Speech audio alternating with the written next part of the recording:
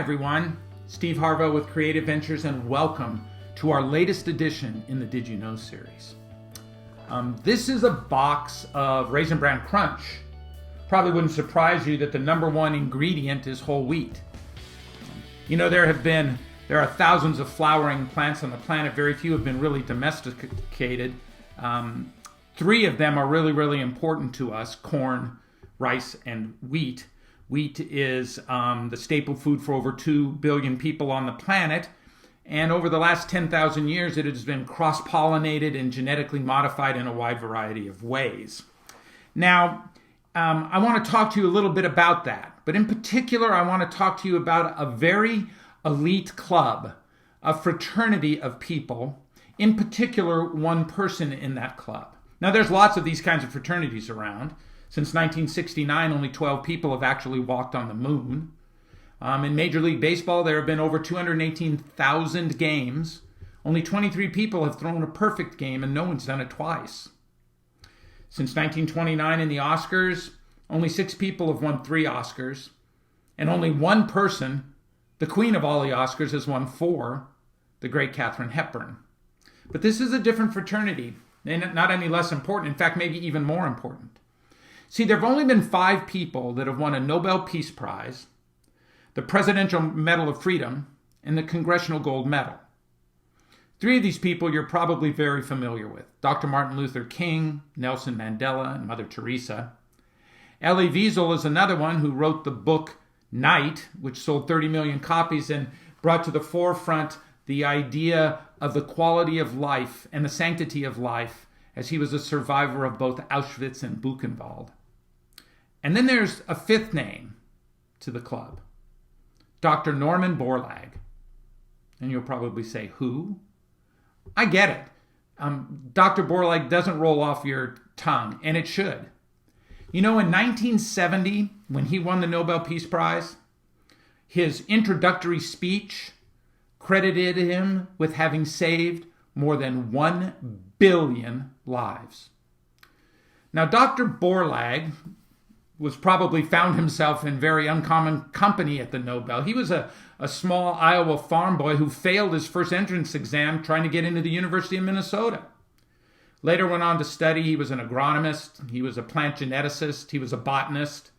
And all of these things made him a very unique kind of scientist. Most of the time, what he was doing was looking at the genetic structure of wheat. And he was trying to figure out how it could be manipulated so it would be more pest resistant, need less pesticides in order for it to flourish as a food crop. He was doing this, and when you're looking at genetic material, it appears all mixed up at times. And you have to really look closely for it to have a sense of order to it. And this sense of order, when things line up properly, you're able to see things in what the genes do within the plant. And that's what Dr. Borlaug did. Now, that's not the key part of the story. You see, Dr. Borlaug was looking for one thing, but he saw something over here, outside the narrow focus of the pesticide-resistant wheat.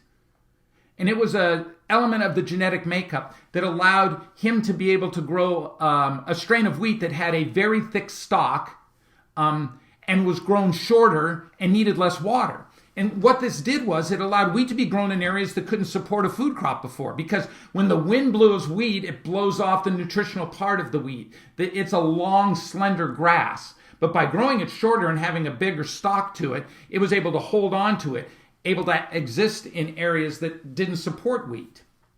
Now, a lot of things have been discovered accidentally: penicillin, microwaves. This wasn't necessarily an accidental discovery.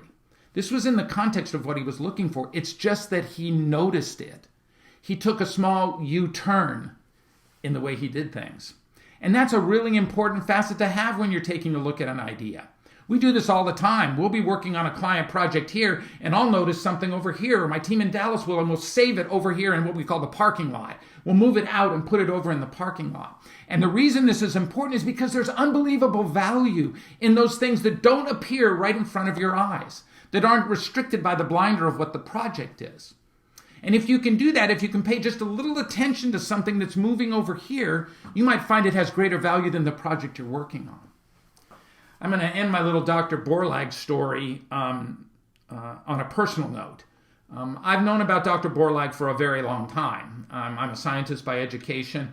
I had stumbled upon his work. I've used him in presentations on stage over the years. In early 2009, I had my driver, I lived in Dallas at the time, who picked me up and took me to the airport and brought me home on all of my travels. And as we were traveling home, I asked Nario, do you have another pickup today, or am I your last guy? And he said, no, I've got to go back to the airport and pick up some family members for another one of my clients. I said, what's wrong? He said, he's dying. He's in the hospital, has lymphoma. I said, oh my gosh, I'm so sorry. And he said, yeah, he was a great man. He's a great man. And his name is Dr. Norman Borlaug. And I paused and I said, what? And he goes, yeah, it's Dr. Borlaug's daughter. And I said, Dr. Borlaug is in a Dallas hospital? And he said, yeah, he's lived in Dallas. In fact, he only lives about 2 blocks from your house. And I was devastated. I'm the kind of guy that would have knocked on Dr. Borlaug's door just to visit with him and talk with him. Saving 1 billion lives? No one's ever been introduced like that at the Nobels before. I just didn't know it. He was right around the corner. There's so much to learn from paying attention that I hope you'll apply to the next project you're looking for, because there's unbelievable value in the idea that's over here. Thanks for listening.